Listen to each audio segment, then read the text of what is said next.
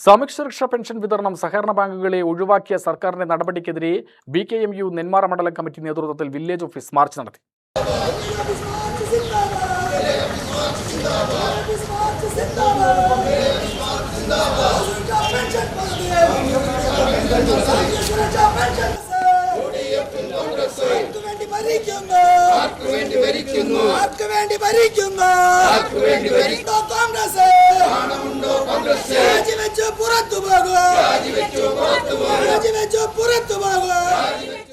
Pension വീടുകളിൽ എത്തിച്ച് വിതരണം ചെയ്യണമെന്നതാണ് സമരക്കാരുടെ ആവശ്യം.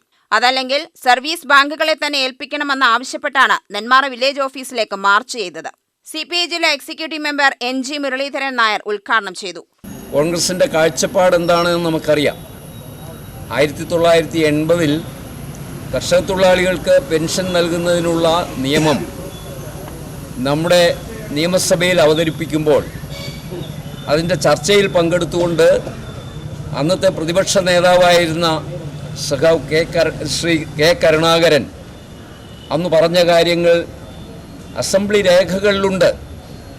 ഇത് ഖജനാവ് കട്ടുമുടിക്കുന്ന ഒരു നടപടിയായി മാറുകയാണ്. കമ്മ്യൂണിസ്റ്റുകാർക്ക് ഖജനാവിൽ നിന്ന് നേരിട്ട് പണം നൽകുന്നതിന് വേണ്ടി കൊണ്ടുവന്ന നിയമമാണ്. ഒരു കാരണവശാലും അനുവദിക്കില്ല എന്ന നിലപാടാണ് അന്ന് ശ്രീ കരുണാകരൻ അസംബ്ലിയിൽ സ്വീകരിച്ചത്. ആ ചർച്ചയിൽ അതെല്ലാം രേഖകളായി ഇപ്പോഴും നമ്മുടെ നിയമസഭയിലുണ്ട്. തുടർന്ന് ഇങ്ങോട്ടുള്ള കാലങ്ങളിലെല്ലാം ഈ സാമൂഹ്യക്ഷേമ പെൻഷനെ സംബന്ധിച്ചിടത്തോളം കോൺഗ്രസിൻ്റെ കാഴ്ചപ്പാട് അത് ഓരോ തവണ അധികാരത്തിൽ വന്നപ്പോഴും നമ്മൾ കണ്ടതാണ്.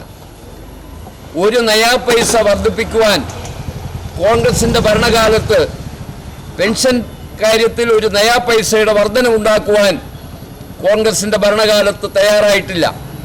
40 രൂപയിൽ ആരംഭിച്ച പെൻഷൻ മാറി മാറി വന്ന ഇടതുപക്ഷ ജനാധിപത്യ മുന്നണിയുടെ നേതൃത്വത്തിലുള്ള ഗവൺമെന്റാണ് പടിപടിയായി വർദ്ധിപ്പിച്ചു കൊണ്ടുവന്നത്. പി രഘു അധ്യക്ഷനായി.